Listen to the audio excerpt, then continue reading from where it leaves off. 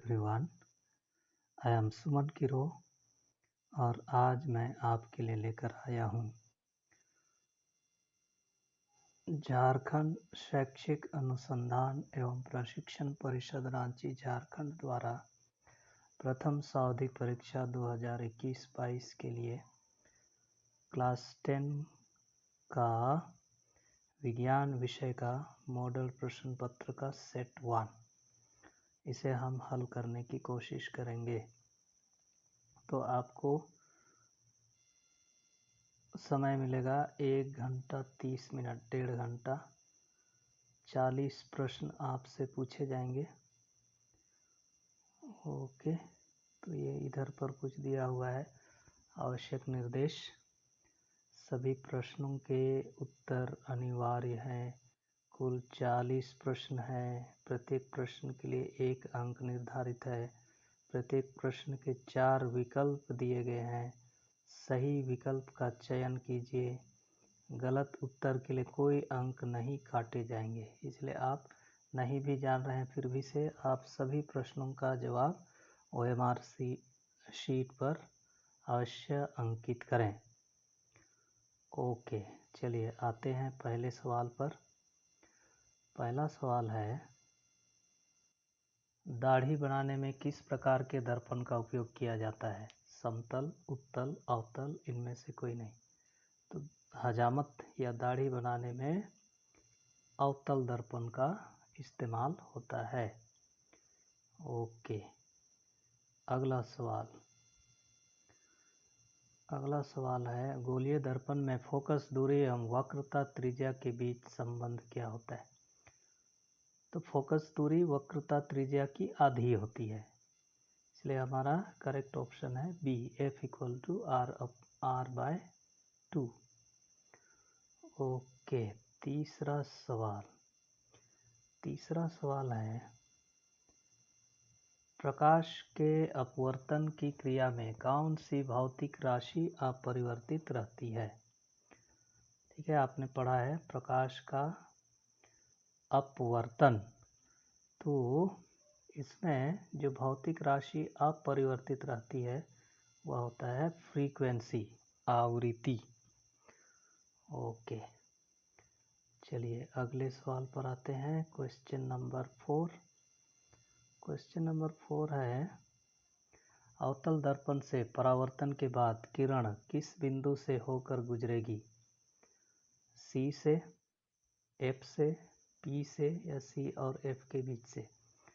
तो हमेशा अवतल दर्पण से परावर्तन के बाद किरण मुख्य फोकस से होकर गुजरेगी, मतलब सही आंसर होगा F। ओके, क्वेश्चन नंबर 5 है, किसी दर्पण से वस्तु को कहीं भी रखने से वस्तु के बराबर आकार का सीधा प्रतिबिंब बनता है, तो वो दर्पण क्या होगा? उत्तल, अवतल, समतल, समतल तथा उत्तल। इसका करेक्ट आंसर है समतल। ठीक है, समतल दर्पण से वस्तु को कहीं भी रखने से वस्तु के बराबर आकार का सीधा प्रतिबिंब बनता है। ओके, अब आइए अगला नंबर, 6वां नंबर है, प्रकाश के अपवर्तन के कितने नियम हैं? प्रकाश के अपवर्तन के 2 नियम हैं। ठीक है, अपतित किरण, अपवर्तित किरण और अपतन बिंदु पर अभिलंब तीनों एक ही तल में होते हैं। फिर सेकेंड नियम को स्नेल का नियम बोलते हैं। किसी खास रंग के प्रकाश के लिए, ठीक है, sin R बराबर कांस्टेंट होता है, जहाँ I है आपतन कोण, R है अपवर्तन कोण, तो 2 नियम होता है। ओके, क्वेश्चन नंबर 7, किसी गोलीय दर्पण की वक्रता त्रिज्या 50 सेंटीमीटर है, तो उसकी फोकस दूरी क्या होगी? तो मैंने अभी बताया था कि फोकस दूरी वक्रता त्रिज्या की आधी होती है। तो वक्रता त्रिज्या 50 सेंटीमीटर है, तो फोकस दूरी बराबर होगा वक्रता त्रिज्या बटे 2 बराबर 50/2 बराबर 25 सेंटीमीटर। ओके, इसलिए हमारा ऑप्शन है सी। ओके, अगला नंबर, 1 मीटर फोकस दूरी वाले उत्तल लेंस की क्षमता क्या होगी?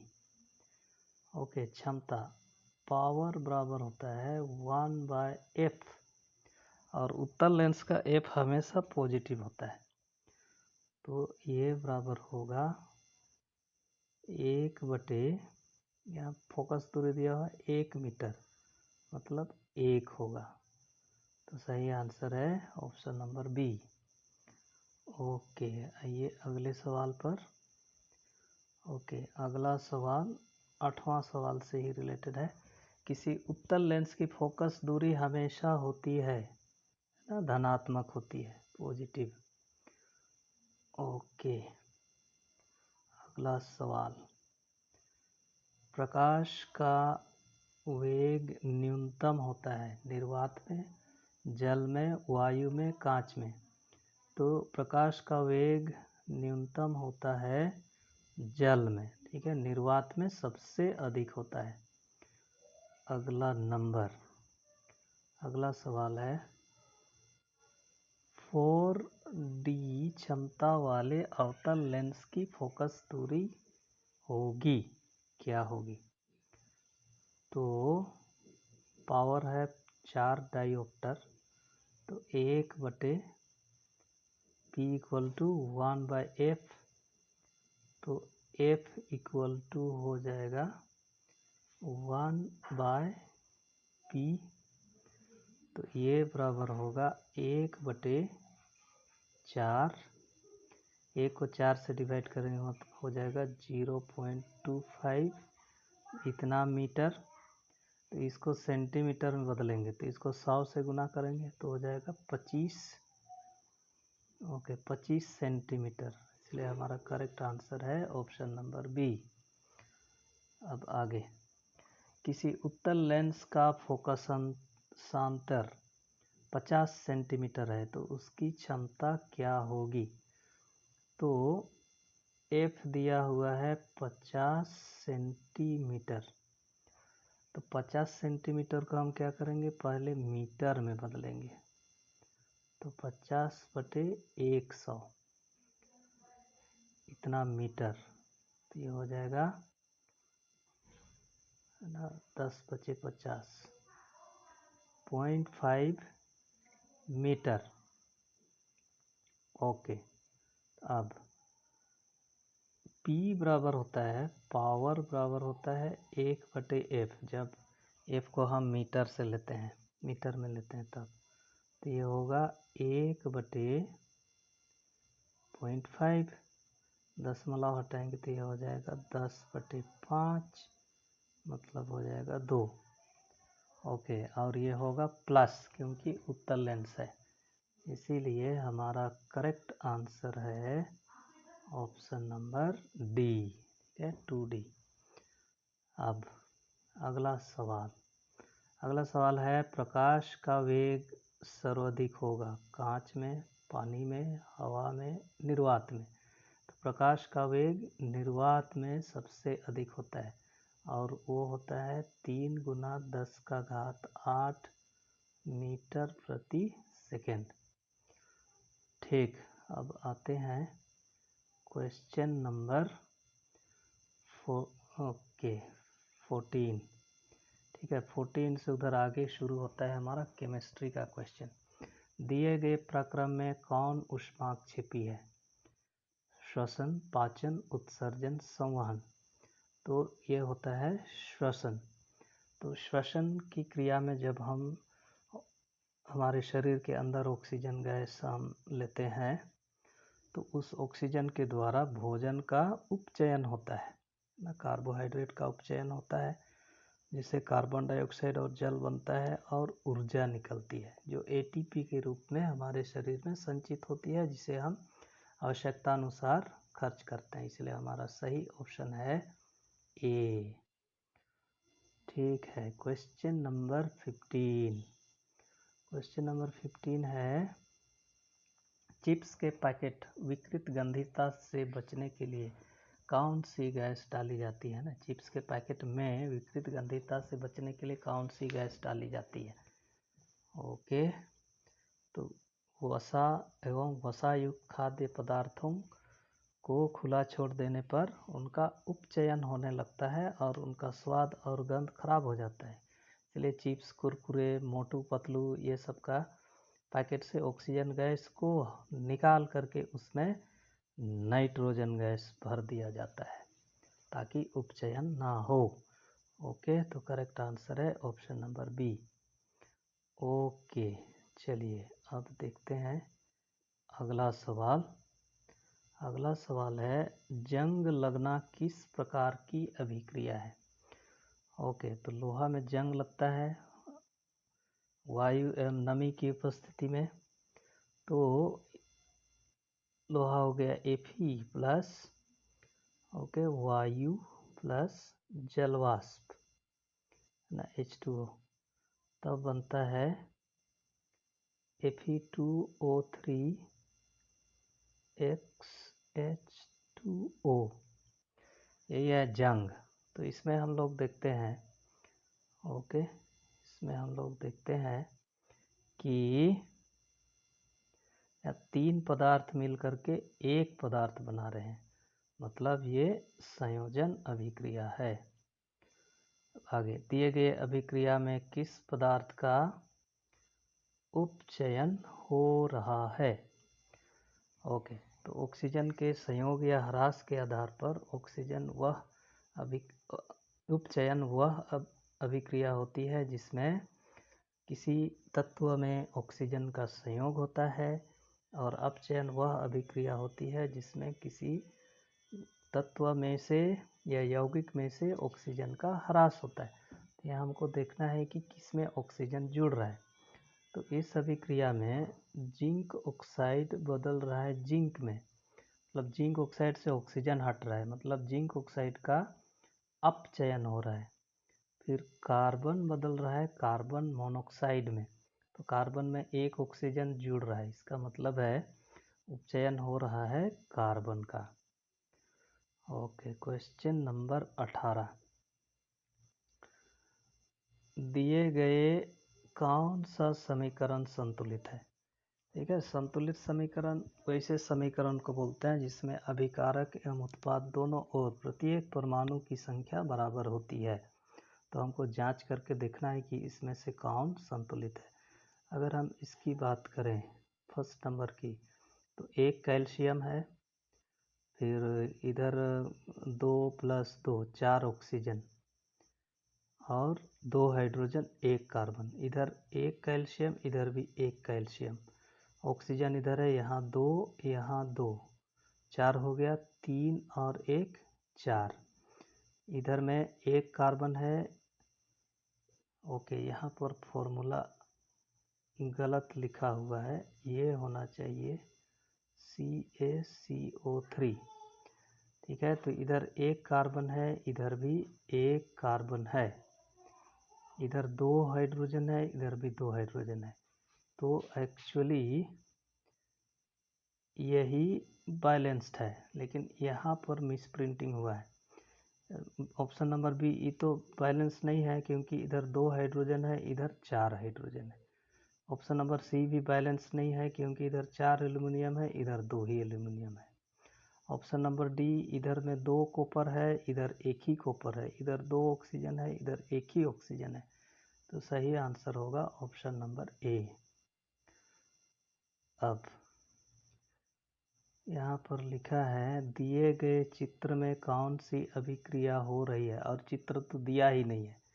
ओके, तो इसको आप ऐसे समझें कि दिए गए समीकरण में इसमें कौन सी अभिक्रिया हो रही है। लेड का रिएक्शन क्यूप्रस क्लोराइड के साथ होता है, तो लेड क्लोराइड और कॉपर बनता है।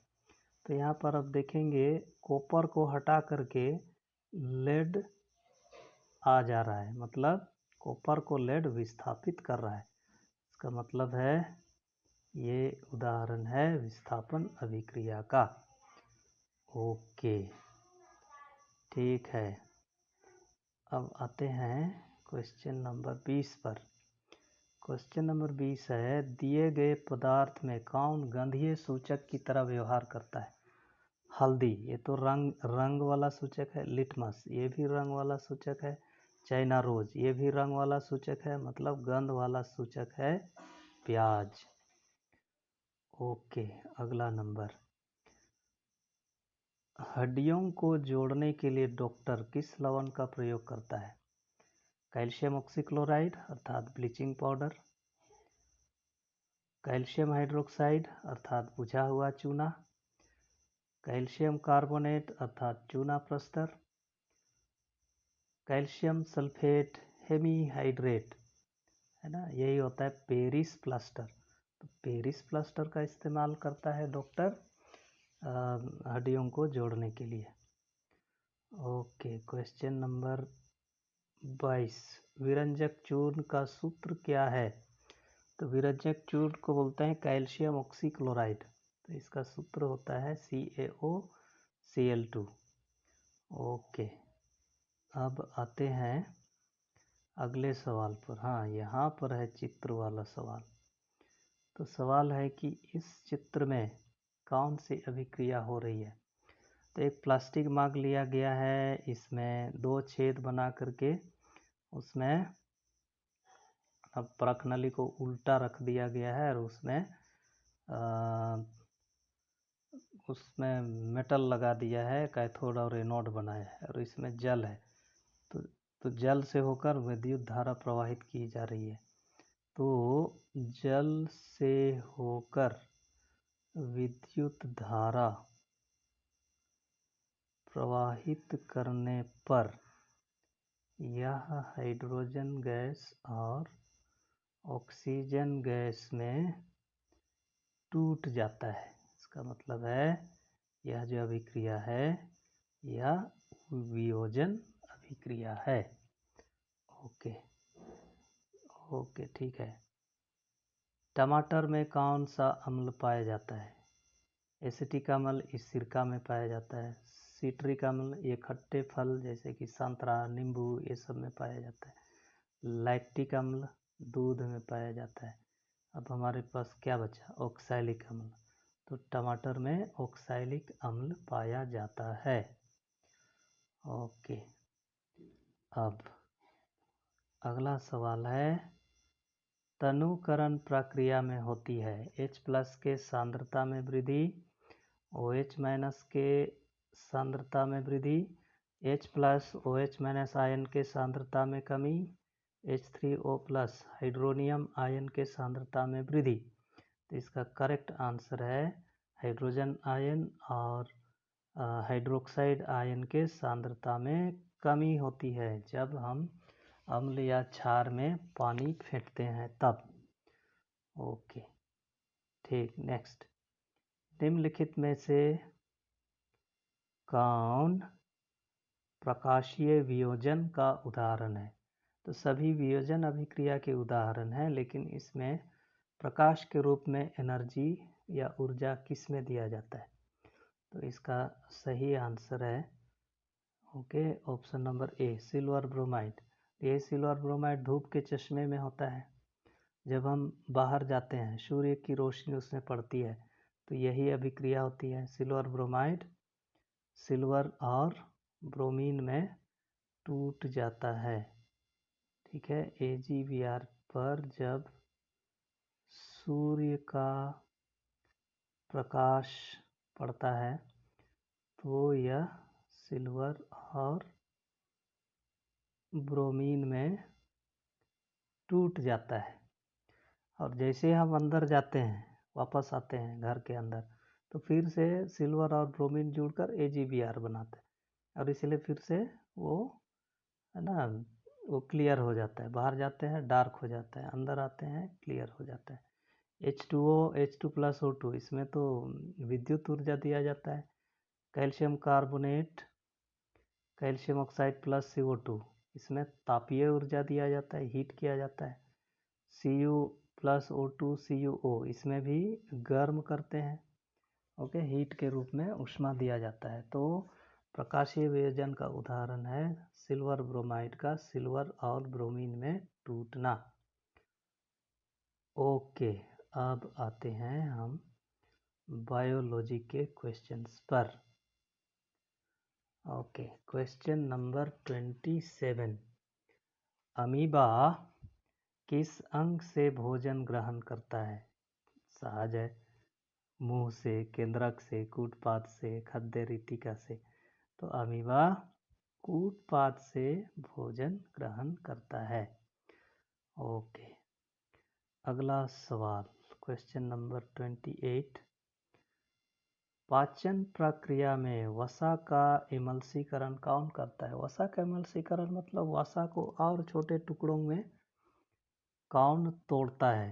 हाइड्रोक्लोरिक अम्ल, श्लेष्मा, पेप्सिन, पित्त। तो वसा का इमल्सीकरण करता है पित्त। ओके, जो यकृत से स्रावित होता है। ओके, ठीक है, अगला नंबर है, निम्नलिखित में से किस जीव में स्वपोषी पोषण होता है? मतलब अपना भोजन वो स्वयं बनाता है। अमरबेल तो परजीवी है, कवक ये भी नहीं है, अमीबा ये भी स्वपोषी नहीं है, तो आम होगा। तो ये प्रकाश संश्लेषण की क्रिया द्वारा अपना भोजन स्वयं बनाता है। Okay, question number 30। Question number 30 है, मानव हृदय में कितने कोष्ठ होते हैं? तो मानव हृदय में 4 कोष्ठ होते हैं। मानव हृदय में 4 कोष्ठ होते हैं। क्वेश्चन नंबर 31, श्वसन वर्णक किसे कहते हैं? तो श्वसन वर्णक कहते हैं हीमोग्लोबिन को।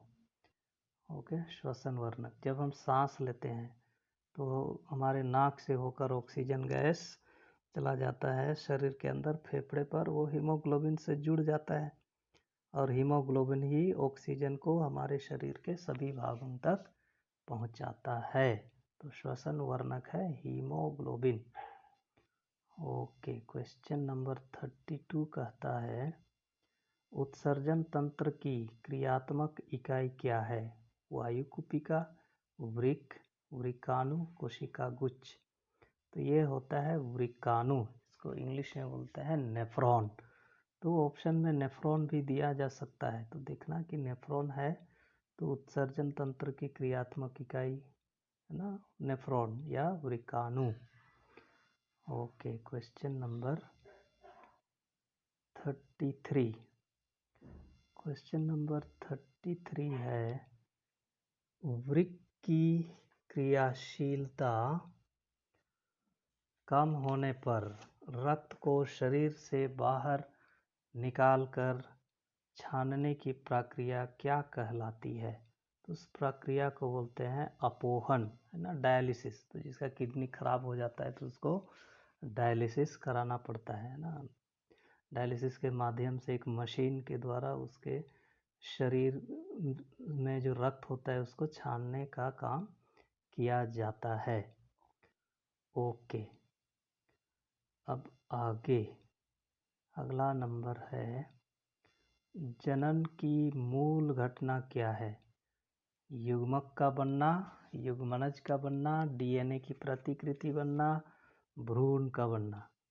तो जनन की मूल घटना होती है डीएनए की प्रतिकृति बनना। Okay, question number 35। Question number 35 है, दिए गए चित्र किस प्रकार के जनन को दर्शाता है? बहुखंडन, मुकुलन, विखंडन, पुनरुद्भवन। तो इसमें एक जीव कई छोटे छोटे जीवों में टूट रहा है, इसका मतलब है इसका सही आंसर है बहुखंडन। ओके, अब आते हैं क्वेश्चन नंबर 36।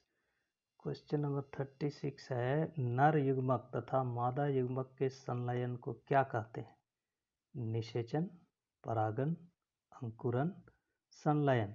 तो नर युग्मक तथा मादा युग्मक के संलयन को कहते हैं निषेचन। ओके, अब अगला है, लड़कों में यौनावस्था के लक्षणों का नियंत्रण कौन हार्मोन करता है? Testosterone, insulin, progesterone, thyroxine. तो लड़कों में यौनावस्था के लक्षणों का नियंत्रण करता है टेस्टोस्टेरोन, और लड़कियों में करता है प्रोजेस्टेरोन। ओके, अब आगे। ओके, सौर ऊर्जा, सौर स्थिरांक का मान क्या होता है? 1.4 वाट पर मीटर स्क्वायर, 1.4 किलोवाट पर किलोमीटर स्क्वायर, 14 किलोवाट पर किलोमीटर स्क्वायर, 14 किलोवाट पर मीटर स्क्वायर। तो इसका करेक्ट आंसर है 1.4 किलोवाट पर मीटर स्क्वायर। ओके, अगला है, जैव गैस का मुख्य घटक क्या है? जैव गैस, गोबर गैस, बायोगैस। तो बायोगैस का मुख्य घटक कार्बन डाइऑक्साइड तो नहीं होता है, नाइट्रोजन भी नहीं होता है, ऑक्सीजन भी नहीं होता है, ये होता है मीथेन ना, CH4, जो कि CNG का भी मुख्य संघटक होता है। ओके, तो अब आते हैं क्वेश्चन नंबर 40, जो कि इस सेट का लास्ट क्वेश्चन है। महासागरीय तापीय ऊर्जा प्राप्त करने के लिए महासागर के पृष्ठ के जल का ताप और 2 मीटर की गहराई के जल के ताप में कितना का अंतर होना चाहिए? 20 degree Celsius, 30 degree Celsius, 40 degree Celsius, 50 degree Celsius. इसका सही आंसर है 20 डिग्री सेल्सियस। ठीक है, महासागरीय तापीय ऊर्जा प्राप्त करने के लिए महासागर के पृष्ठ के जल का ताप और 2 मीटर की गहराई के जल के ताप में 20 डिग्री सेल्सियस का अंतर होना चाहिए। ओके, तो इस प्रकार से हमारा सेट 1 समाप्त हो गया। उम्मीद है कि आपको इससे हेल्प मिला। अगर आपको हेल्प मिला तो इसे आप अपने दोस्तों को भी शेयर कीजिएगा, और अगर चैनल में नए हैं तो इसे आप सब्सक्राइब कर लेंगे, ताकि हम आपके लिए बाकी 4 सेट का हल भी उपलब्ध करा सकेंगे। ठीक है, सबों को आगामी परीक्षाओं के लिए best of luck. May God bless you.